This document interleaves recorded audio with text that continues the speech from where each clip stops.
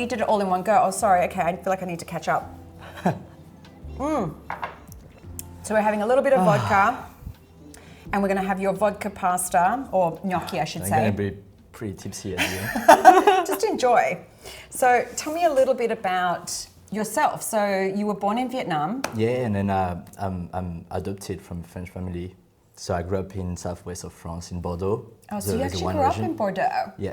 Okay. So I was maybe a month old, and then my family are quite French, so I just become very French. So you're I'm actually more French than Asian or Do you actually Vietnamese. speak any Vietnamese? No. Not at all? Not at all, no. Do you wish you did? I don't know, no, I don't think so. No, I don't wish it. You don't wish it? I mean, it would be nice, but I don't practice that much. And I went a few times to Vietnam, and yes, that would be great. But do you find that because it almost got a mixed sort of background, like even though you're Vietnamese and you grew up in France, you've kind of got that blend of both. Do you find that your cooking gets influenced by any of the Asian side? Not that much, because I haven't lived in Vietnam. I think your influence comes from where you lived. So I lived in southwest of France, and I lived in San Sebastian in northwest of Spain. So I got a bit of inspiration from there, and then most of my cooking career I was spending in Australia. So because in Australia you got quite a lot of Asian influence, I got a little bit, but not that much. So you grew up in Bordeaux, and then what made you decide to become a chef? I think memories. I used to spend family dinner with my grandmother, and she was cooking. And I know it sounds a bit cliche, but it was totally that. And then for me, the comfort? Is the comfort food and sharing, and then that's what make myself like, maybe I want to be a chef, because I had such a nice time sharing food with my family. And then where did you study? I studied in Bordeaux in culinary school. And I've heard you've worked at some fantastic restaurants. Yeah, I did. I worked in a couple of Michelin-star restaurants in France and in Spain and in Australia as well. I got a few rated restaurants, and I come to this stage where I just want to cook like a little bit more like normal food, but taking all these skills that I learned along the way, and then doing like normal comfort and very good food. Yeah, so you've gone from sort of this fine dining back to this sort of memories and comfort and the things that influenced you sort of growing up and stuff as well. Yeah. And then how long have you been in Australia for? Now it's been 8 years. Oh, wow. You still Loving have it. a very strong French accent I know. for someone that's been here for 8 years. I know.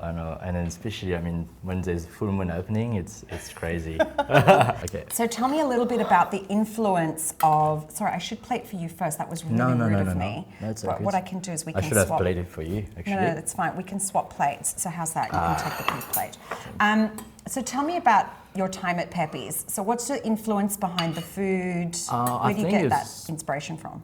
It's nothing very complex into Pepe's food, but it's just like a nice home cooking Italian food where we just want to share with friends. And then so we mainly doing gnocchis and copo pasta, but we're doing everything in house using like amazing ingredients, using local producer and fresh ingredients. So that's probably the main inspiration. Like I get the inspiration from the produce, but as well I get the inspiration by my experience of eating meat and fish, and because I'm not totally vegan, so I'm trying to reproduce the same flavor profile of a non-vegan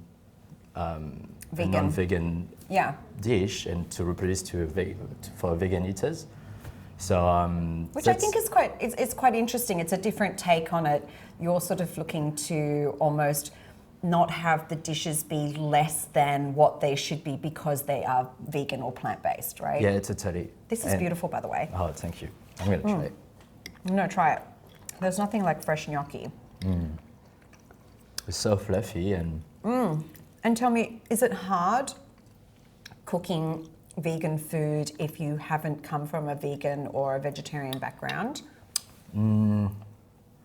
It is hard, but it's very exciting because we're starting a new game. I mean, I never thought like I could use different vegetable produce to create the same flavor profile than having a steak or having a grilled fish or caramelization any meat or using dairy and things. So it's a very exciting.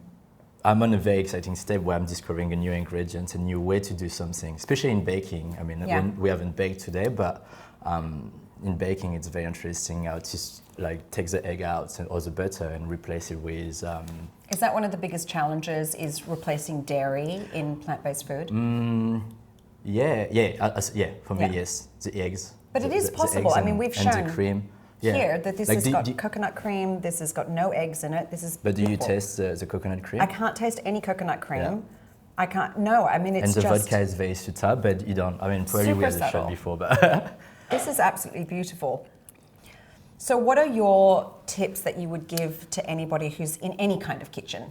I think you need to know where you get your vegetable from. So it has to be local, fresh, and I think don't follow the recipe either. Like just cook with feelings and try it and along the way, because unless you're baking. Yeah.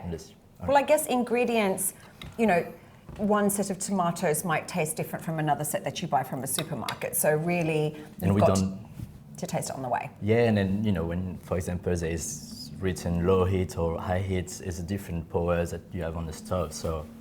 And I think something interesting that you talked to me about earlier is that, especially maybe your influence from Bordeaux, is to cook locally as well, to get source your ingredients as local as possible. Yeah, right? I mean, we're using the best quality potatoes from Cookwell, done New South Wales. Yeah. And then they producing by using biodynamic technique for regenerate the crops. Yeah. So there is a flavor of the potato, just make everything, you know. So because especially we don't use eggs on this recipe, we can really taste the potato flavor when we get it. Yeah. I think that's beautiful. No, I recommend anybody who wants to try this kind of food to definitely go to Pepe's and try it.